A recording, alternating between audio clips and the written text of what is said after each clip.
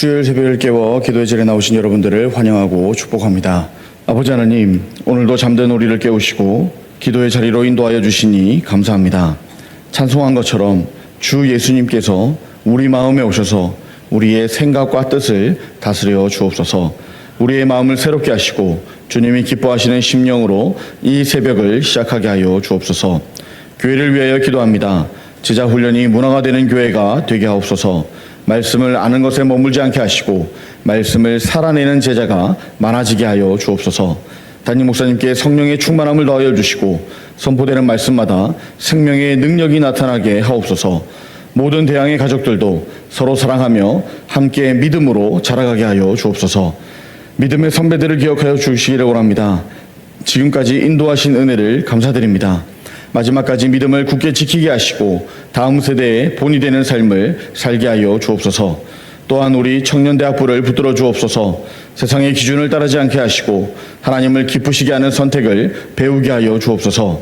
몸과 마음이 연약한 대항의 가족들을 돌보아 주시기를 원합니다.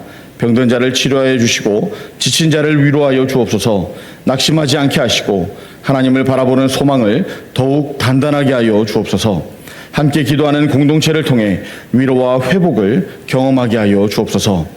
이제 하나님의 말씀 앞에 서기를 원합니다. 다른 사람의 죄를 바라보기 전에 먼저 우리 자신을 살피게 하여 주옵소서. 악을 미워하는 마음과 함께 자신의 죄를 회개하는 마음도 주옵소서. 심판의 자리에 서기보다 은혜를 구하는 자리에 서게 하여 주옵소서. 오늘도 말씀으로 우리를 낮추시고 더욱 주님을 닮아가게 하여 주옵소서. 이 시간 들려주시는 말씀을 겸손히 받고 삶으로 순종하는 은혜를 허락하여 주시기를 간절히 원하오며 우리를 구원하신 예수 그리스도의 이름으로 기도합니다. 아멘.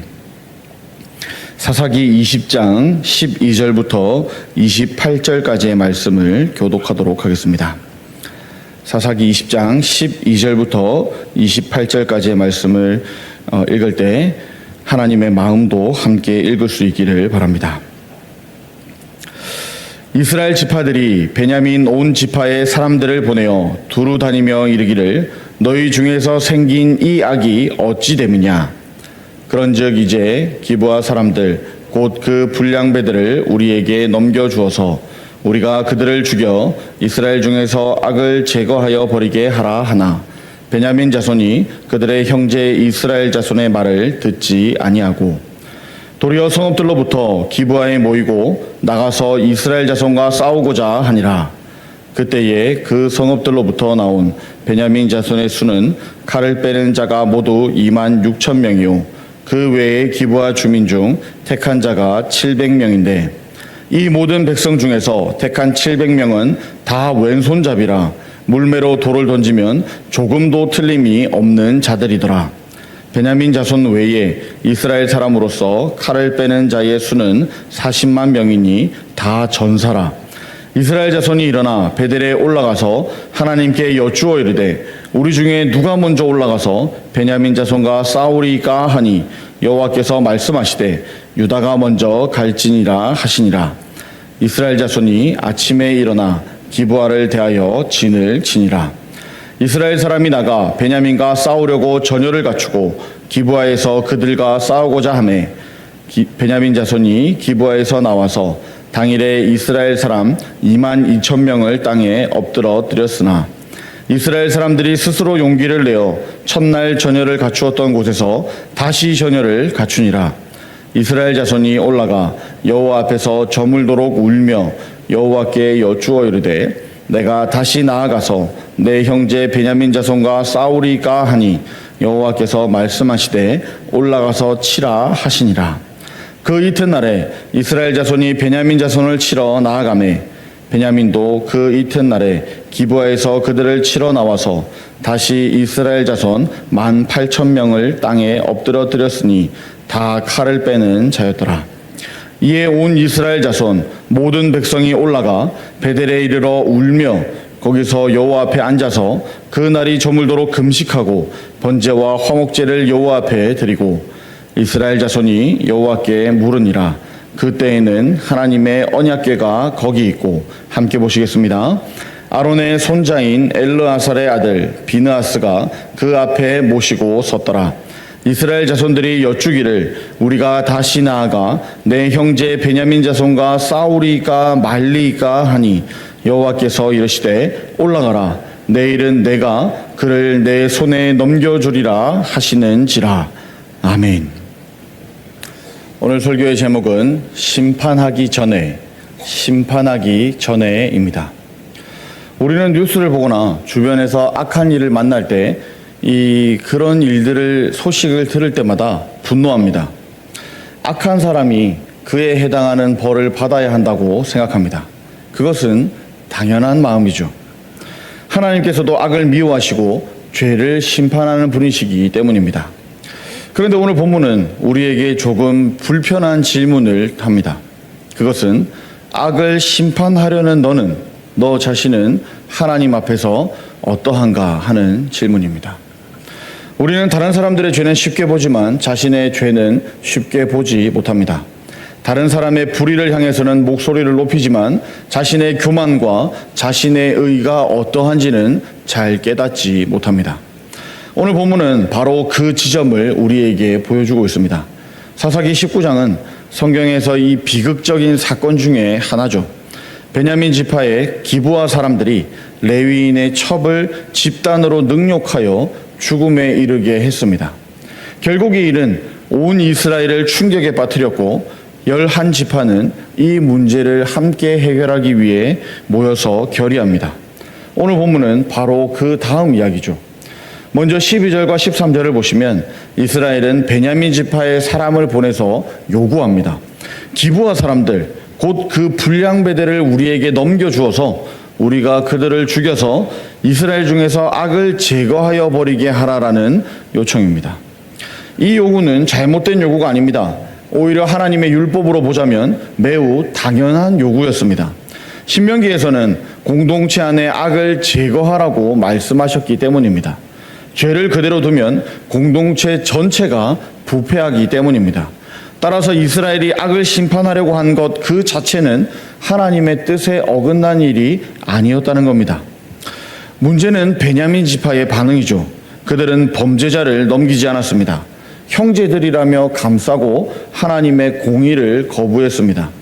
결국 같은 이스라엘 백성끼리 전쟁을 치르는 이 비극적인 상황까지 갑니다. 18절을 보면 이스라엘은 하나님께 묻습니다. 우리 중에 누가 먼저 올라가서 베냐민 자손과 싸우리까? 사사기 1장 1절이 기억나는 말씀이죠. 우리 가운데 누가 먼저 싸우냐 하는 질문입니다. 하나님은 이번에도 유다가 먼저 갈지니라 라고 대답하십니다. 이스라엘은 하나님의 응답을 받고 자신 있게 전쟁터로 나갑니다. 그런데 놀라운 일이 일어나죠. 21절에 베냐민 자손이 기브아에서 나와서 당일에 이스라엘 사람 22,000명을 땅에 엎드려 드렸으나, 첫 번째 전투에서 이스라엘은 무려 22,000명이 죽습니다. 도대체 왜 이런 일이 일어났을까요? 하나님께서 유다가 먼저 갈지니라 라고 말씀하셨는데 왜 패배하게 하셨습니까? 이것은 이스라엘도 이해하지 못했습니다. 그래서 23절을 보면 그들이 여호와 앞에 울며 다시 묻습니다. 내가 다시 나아가서 내 형제 베냐민 자손과 싸우리이까? 하나님은 또 말씀하시죠. 올라가서 치라. 이번에는 다르겠지라고 생각했을 겁니다. 그러나 결과는 더 충격적입니다. 25절입니다. 베냐민도 그 이튿날 기브아에서 그들을 치러 나와서 다시 이스라엘 자손 18,000명을 땅에 엎드려 드렸으니 다 칼을 빼는 자였더라. 이번에는 18,000명이 더 죽습니다. 두 번의 전투에서 무려 4만 명이 넘는 사람이 쓰러집니다. 이 본문을 읽는 우리는 당황하게 되죠. 그러나 당황하지 말고 이스라엘의 처음 질문을 다시 한번 보기를 원합니다. 그들은 먼저 우리가 이 전쟁을 해야 합니까? 라고 묻지 않았습니다. 그들은 전쟁할 거는 할 거고 전쟁할 건데 누가 먼저 올라갈지를 물었습니다. 이 질문 속에서는 이 중요한 전제가 하나 들어있죠. 그들이 잘못했으니까 우리가 그들을 벌하기 위해서 전쟁을 하겠다는 것, 이것은 이미 그들이 정한 내용이었습니다. 이미 자신들이 하나님의 정의를 집행하는 사람들이라는 것을 확신하고 있습니다. 하나님께서는 이 하나님께는 전쟁의 여부를 묻는 것이 아니라 전술만 묻고 있는 겁니다. 두 번째 질문도 마찬가지죠. 다시 올라갈까요를 묻고 있습니다. 이미 자신들의 정당성은 흔들리지 않습니다. 우리는 정의로운 편이고 저들은 악한 편이다라는 것이죠. 이 확신은 한 번도 흔들리지 않았습니다. 물론 베냐민은 분명히 죄를 지었습니다. 그러나 이스라엘은 의로운 백성들이었을까요? 사사기 전체를 생각해 보면 그렇지가 않죠. 사사기의 이 마지막 부분은 어느 한 지파의 타락한 이야기를 담고 있는 게 아닙니다. 이스라엘 전체가 다 하나님을 떠난 시대였습니다. 본문보다 앞선 사사기에 반복되는 말씀이 무엇이었습니까? 그때에 이스라엘의 왕이 없으므로 각기 자기의 소견에 옳은 대로 행하였더라. 이 말은 베냐민 지파에게만 해당하는 말이 아닙니다. 온 이스라엘에 대한 평가였습니다. 여기 이 사건의 발단이 되었던 레위인도 의로운 사람이 아니었죠. 그 역시 책임 있는 남편의 모습을 보여주지 못했고 죽은 첩의 시신을 12토막을 내어서 온 나라에 보내는 충격적인 행동을 했습니다. 사사기는 어느 누구도 영웅으로 그리지 않습니다. 모두가 죄 아래에 있는 사람들이라는 겁니다. 그런데 지금 이스라엘은 자신들을 마치 하나님의 완전한 재판관인 것처럼 여기고 있습니다.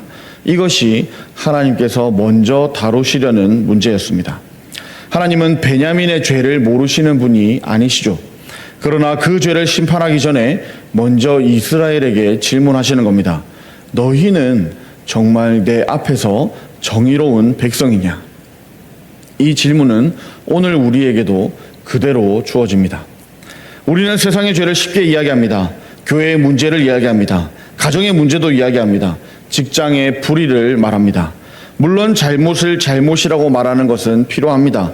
그러나 하나님께서는 먼저 우리의 마음을 살피시는 겁니다. 혹시 나는 하나님의 의를 위한다는 이름으로 내 의를 드러내고 있는 것은 아닌가? 혹시 나는 다른 사람들의 죄에는 엄격하면서 내 죄에는 한없이 관대한 사람은 아닌가? 오늘 본문에서 이스라엘은 두 번의 패배를 통해서 이 질문 앞에 섰습니다. 하나님은 정의를 원하십니다. 그러나 회개가 없는 정의는 하나님의 정의가 아닙니다. 하나님은 악을 심판하시기 전에 그 심판을 행하는 백성의 마음부터 하나님 앞에서 낮아지기를 원하셨습니다. 두 번의 처참한 패배를 경험한 이스라엘은 마침내 하나님 앞에서 무너집니다. 26절입니다. 이에 온 이스라엘 자손 모든 백성이 올라가 베델에 이르러 울며 거기서 여호와 앞에 앉아서 그 날이 저물도록 금식하고 번제와 화목제를 여호와 앞에 드리고. 여기에서 비로소 분위기가 달라집니다. 처음에는 군대를 모았습니다. 처음에는 전략을 세웠습니다. 처음에는 하나님께 작전만 물었습니다. 그러나 이제는 다르죠. 그들은 하나님 앞에 앉았습니다. 울었습니다. 금식했습니다. 그리고 번제와 화목제를 드렸습니다. 이것은 단순히 형식적인 종교 행위가 아니죠. 이스라엘은 이제야 비로소 하나님 앞에 자신들의 위치를 깨닫기 시작했습니다. 특별히 번제는 하나님께 자신을 온전히 드리는 헌신과 회개의 제사입니다. 화목제는 하나님과 깨어진 관계가 회복되는 제사입니다. 그들은 단지 전쟁의 승리를 구한 것이 아니라 하나님과의 관계를 먼저 회복하기를 구하고 있는 겁니다. 그리고 27절 하반절과 28절 상반절은 더욱 의미심장합니다. 그때에는 하나님의 언약궤가 거기 있고 아론의 손자인 엘르아살의 아들 비느하스가 그 앞에 모시고 섰더라. 언약궤는 하나님의 임재를 상징하죠. 이제 그들은 더 이상 자신들의 정의를 앞세우지 않았습니다. 하나님의 임재 앞에 섰습니다. 그리고는 이제 묻습니다. 우리가 다시 나아가 내 형제 베냐민 자손과 싸우리까 말리까? 여기서는 이전 질문과 이 질문 자체가 달라졌죠. 이제는 올라간다는 것을 전제로 하지 않습니다. 싸우라 하시면 싸우겠습니다. 말라고 하시면 멈추겠습니다. 비로소 하나님의 뜻을 구하는 마음이 되었습니다. 그때 하나님께서 말씀하시죠. 올라가라. 내일은 내가 그를 내 손에 넘겨주리라. 이전에는 올라가서 치라고만 말씀하셨습니다. 그러나 이제는 내가 넘겨주겠다고 약속하십니다. 승리의 결정적인 차이는 군사의 숫자가 아니었습니다. 전략도 아니었습니다. 하나님과의 관계였습니다. 이 본문은 결국 우리를 예수 그리스도께로 인도하고 있습니다. 가만히 생각해 보면 이스라엘은 정의를 세우려고 했던 겁니다. 그 목적 자체는 틀리지 않았습니다. 그러나 문제는 그들도 죄인이었다는 겁니다. 죄인이 죄인을 심판하는 모습입니다. 이것이 우리 인간의 한계입니다. 그래서 우리는 완전한 심판자가 될 수 없습니다. 우리 역시 하나님의 긍휼이 필요한 죄인이기 때문입니다. 그래서 우리는 전혀 다른 한 사람을 알죠. 유일하게 죄가 없으신 예수님입니다. 예수님만이 참된 심판자가 되실 수가 있습니다. 그러나 놀랍게도 예수님은 우리 죄인들을 향해 돌을 던지지 않으셨습니다. 오히려 죄인들을 대신해서 십자가로 가셨습니다. 그래서 죄인이 받아야 할 심판을 친히 담당하셨습니다. 십자가는 하나님의 정의가 무너진 곳이 아니라 하나님의 정의가 가장 완전하게 이루어진 곳입니다. 우리 안에도 베냐민처럼 감추고 싶은 죄가 있습니다. 그리고 이스라엘처럼 다른 사람의 죄를 판단하면서도 자신의 죄를 보지 못하는 교만도 있습니다. 그러므로 우리는 모두 십자가 앞으로 나아가야 합니다. 거기에서 우리는 비로소 이렇게 고백하게 됩니다. 저도 심판받아 마땅한 죄인입니다. 그때 하나님께서는 우리의 죄를 정죄하지 않으십니다. 예수 그리스도의 피로 우리를 용서하시고 새롭게 하십니다. 그리고 그 은혜를 경험한 사람만이 하나님의 정의를 바르게 세상 가운데 나타낼 수가 있습니다. 오늘 말씀을 정리하겠습니다. 오늘 하루도 우리는 수많은 사람들을 만날 것이고 수많은 일들을 판단하게 될 겁니다. 그때마다 오늘 본문의 질문을 기억할 수 있었으면 좋겠습니다. 나는 하나님의 정의를 말하기 전에 하나님의 은혜를 경험한 사람인가? 나는 다른 사람을 고치려 하기 전에 하나님 앞에 먼저 무릎 꿇은 사람인가? 하나님은 정의를 사랑하십니다. 그러나 하나님은 언제나 회개하는 마음 위에 하나님의 정의를 세워 가십니다. 오늘도 우리 자신을 의지하지 말고 먼저 십자가 앞에 자신을 내려놓는 저와 여러분들이 되기를 축복합니다. 기도하겠습니다. 아버지 하나님, 오늘도 말씀을 통하여 다른 사람의 죄를 보기 전에 먼저 우리 자신의 마음을 돌아보게 하시니 감사합니다. 우리 안에 있는 교만과 자기의 의를 깨트려 주시고 언제나 십자가 앞에서 회개하는 마음을 잃지 않게 하여 주옵소서. 예수 그리스도의 은혜를 경험한 사람답게 은혜와 진리로 살아가게 하시고 우리의 판단이 아니라 하나님의 뜻을 먼저 구하는 삶을 살게 하여 주시옵소서. 오늘 하루도 우리의 걸음을 인도하시고 만나는 사람들 가운데 그리스도의 향기를 나타내게 하시며 모든 일 가운데 하나님의 영광만 드러나게 하여 주시옵소서. 우리의 참된 구원자 되시는 예수 그리스도의 이름으로 기도합니다. 아멘. 하늘에 계신 우리 아버지여, 이름이 거룩히 여김을 받으시오며 나라가 임하시오며 뜻이 하늘에서 이루어진 것 같이 땅에서도 이루어지이다. 오늘 우리에게 일용할 양식을 주시옵고 우리가 우리에게 죄 지은 자를 사하여 준 것 같이 우리 죄를 사하여 주시옵고 우리를 시험에 들게 하지 마시옵고 다만 악에서 구하시옵소서. 나라와 권세와 영광이 아버지께 영원히 있사옵나이다. 아멘. 오늘도 기도하실 때 최영화 권사님과 민근순 집사님과 안강석 집사님과 변재석 집사님을 위해서 또 건강 때문에 고통받는 우리 대양의 가족들을 위해서 기도해 주시기를 바랍니다. 그리고 10월 18일에 있을 초청주의를 위해서 기도해 주시고 준비해 주시기를 바랍니다. 오늘은 일본에서 선교하시는 이신영 선교사님을 위해 기도하는 날입니다. 차별과 고난을 이기며 살아온 교포사회의 복음화가 이루어지도록 기도해 주시기 바랍니다. 세계로 나눠진 일본 선교부의 각 지부가 전략적으로 성장하도록 기도해 주시기 바랍니다. 선교사님의 남은 사역 잘 마무리하여 후임자에게 사역이 잘 이양되도록 기도해 주시기 바랍니다. 일본에서 선교하시는 이신영 선교사님을 위해 기도하시고 또 우리가 가지고 나온 기도의 제목으로 기도하도록 하겠습니다. 기도합시다.